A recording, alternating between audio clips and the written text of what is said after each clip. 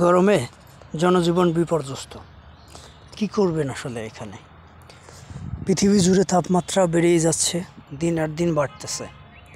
এখানে আমাদের মানুষের যেটা করণীয় ছিল সেটা তো আমরা করিনি, বরঞ্চ আমরা পৃথিবীর তাপমাত্রাকে বাড়ানোর জন্য যা করার ছিল সেগুলোর দিকে বেশি নজর দিয়েছি, আর যার কারণে আমাদের তাপমাত্রা দিন আর দিন বেড়ে গেছে।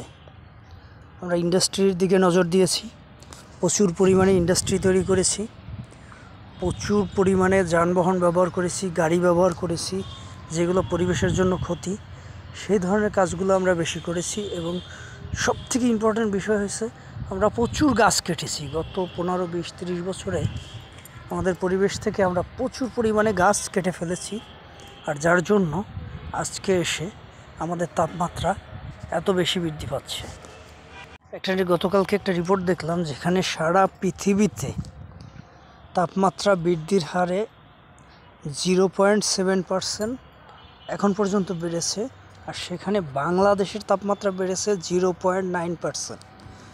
খেয়াল করবেন, এখানে 0.2%। সারা পৃথিবীর থেকে আমাদের বাংলাদেশের তাপমাত্রা বেশি। কারণ কি?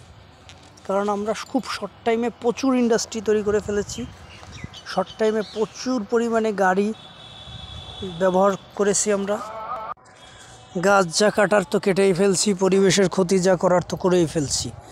এখন আসুন, একটাই সমাধান আছে আমাদের হাতে, সেটা হচ্ছে পরিবেশ যাতে নষ্ট না হয় সেই পথে চলি। যত বেশি গাছ লাগানো সম্ভব হয় গাছ লাগাই। অ্যাটলিস্ট এবারের বর্ষায় প্রত্যেকটা মানুষ 5 থেকে 7টা গাছ লাগাবো। বেশি যে যা পারেন লাগান, 60টার নিচে কেউ 5 থেকে 7টার নিচে কেউ লাগায়েন না। ধন্যবাদ।